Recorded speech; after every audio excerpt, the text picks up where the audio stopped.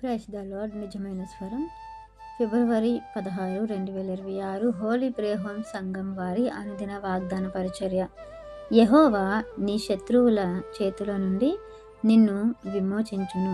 మీకా గ్రంథము 4వ అధ్యాయము 10వ వచనము. ప్రియమైన దేవుని వారలారా, దేవుడు ఇశ్రాయేలు జనాంగాన్ని వారి యొక్క శత్రువుల చేతుల నుండి విడిపిస్తానని వారికి వాగ్దానం చేశారు. అప్పట్లో మన పితరులందరూ కూడా యుద్ధాలు చేయటానికి, వారి మీదకు దండెత్తి వస్తున్నటువంటి శత్రు సమూహమును ఎదుర్కోవటానికి దేవుడితో నడిచేవారు, దేవుని మీద ఆధారపడేవారు.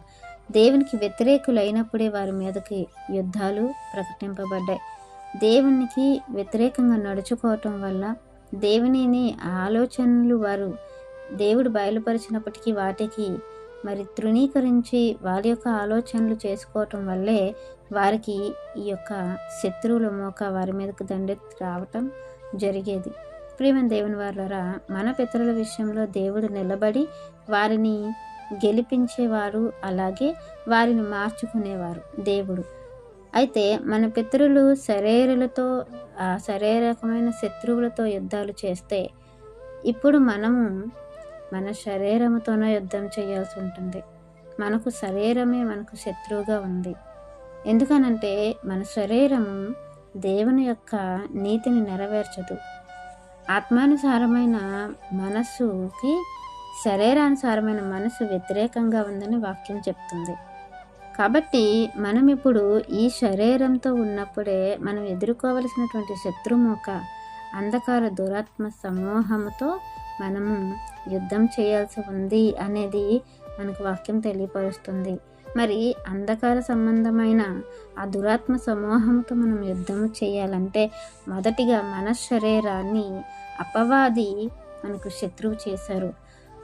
వాడు ఈ శరీరానికి లోపరుచుకొని శరీర కోరికలకు, శరీర ఆశలకు మనం లొంగిపోయే విధంగా చేస్తే, ఈ యొక్క వాక్యం అనేది ఈ శరీరాన్ని వాక్యం యొక్క అదుపులోకి తీసుకొని దేవుని యొక్క చిత్తాన్ని నెరవేర్చే సాధనంగా మార్చుకుంటే, అప్పుడు మనము శరీర శత్రువులు కాకుండా అంధకార దురాత్మ సమూహం అనే శత్రువులతో మనం పోరాడి యుద్ధం చేస్తే దేవుడు మనల్ని గెలిపిస్తారు.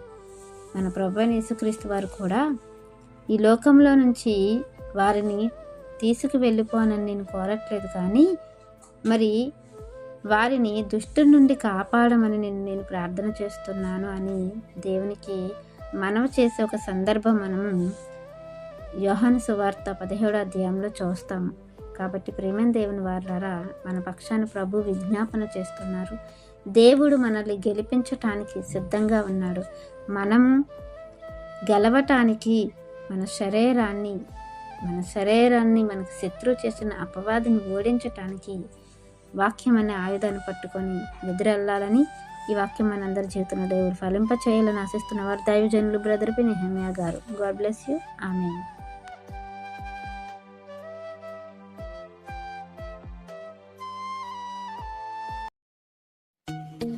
Hi friends, Holi prayer home Gajuwaka సంగమ వారు మాట్లాడిన విలువైన దేవుని సందేశములను మీరు వినటానికి మా యొక్క యూట్యూబ్ ఛానల్ హోలీ ప్రేయర్ హోమ్ను సబ్స్క్రైబ్ చేసుకొని పక్కనున్న బెల్ ఐకాన్ క్లిక్ చేయగలరు.